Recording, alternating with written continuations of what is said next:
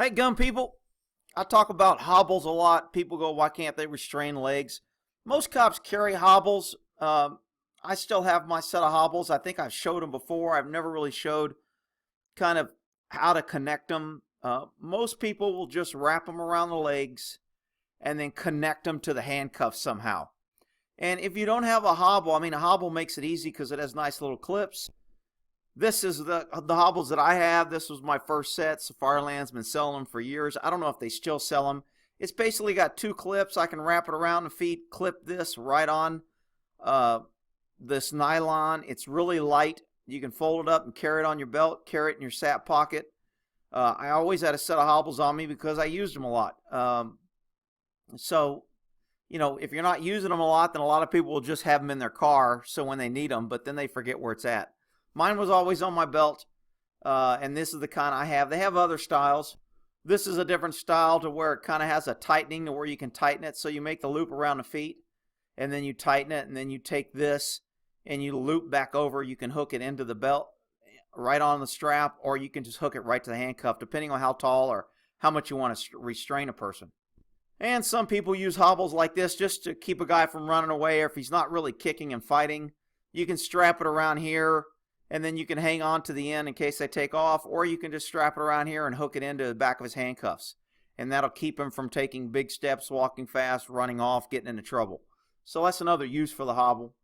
Here's a guy that obviously was fighting and kicking. They've got the straps around the feet, and then they've got him tied to his handcuffs here. Now, some people, if you don't have a hobble, you can use multiple handcuffs to do the same thing a hobble will do. And I don't know, when I was looking up hobbles, this picture came up, but it's a good demonstration of you put a pair of handcuffs on the feet, and then you have a handcuff that connects this handcuffs to the handcuffs on the hands. If the person is limber enough, that's a lot of handcuffs won't fit around ankles of men. They may fit around ankles of female because they're smaller, but a lot of men, the handcuffs won't do it. Now, they make ankle cuffs that they use in the prisons that you can get around there, but that's just another way to do it without a hobble. Now, this cop here is using a kind of, they call it a figure four lock.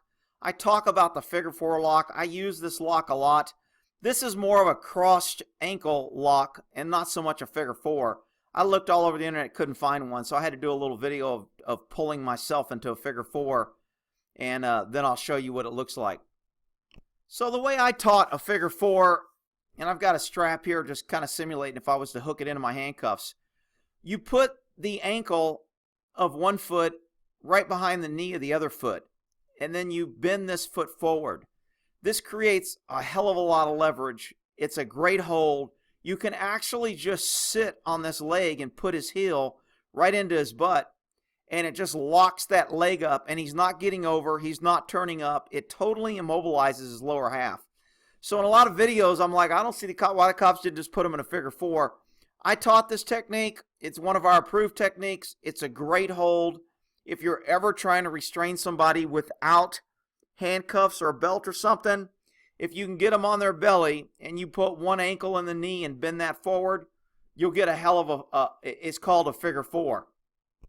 This is more what I call the ankle crossover. You don't have this ankle trapped down in this knee. So this doesn't put quite as much force. It equals a force on both knees. When I put this ankle in this knee gap right here, man, it locks that in there and it really puts a lot of torque on this leg and it gives you more control. You can have control for a guy that's semi-fighting by just crossing the ankles. You could tie these to a hobble and handcuff him.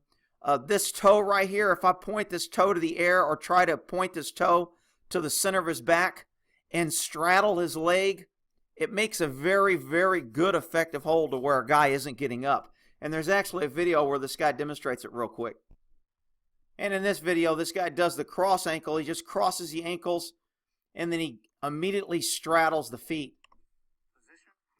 Position. Very nice technique. Used it all the time. Taught it. Again, this way's a little bit quicker, and you can really secure a dude. When you sit on here, this dude can't roll over, can't turn, can't do a lot of things. Really a great technique that I don't see used a lot when cops are fighting with bad guys. And the Army teaches this technique for hobbling. They don't play around. If you got a prisoner or something out in the war, You tie his feet, you run the string through the handcuffs and around the neck. Therefore, if he fights and moves when he kicks or tries to stand up, he puts pressure on his neck.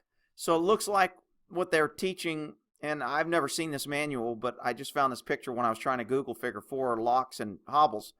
You wrap it around here, you run the rope around the neck, then you run it back and you connect it in a handcuff. So the more he struggles, the more he puts pressure on his throat.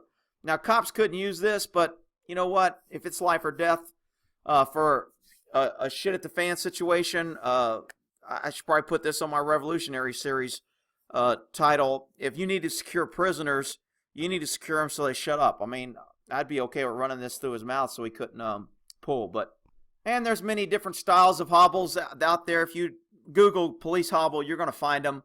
If you want to add a set, I mean, for a tactical vest, if you're planning on any type of op, or if you just want to be prepared, having a set of these in your car on your vest that you're going to grab next to your go bag, inside your go bag, it's a great restraint that comes in very handy, and when you need it, they're worth their weight in gold. So hopefully now you got a little better understanding on how the hobbles, how they work, how you use them, why cops carry them, why if you're in an area where you're constantly arresting a lot of bad guys or multiple suspects, you can really lock a guy down on the ground.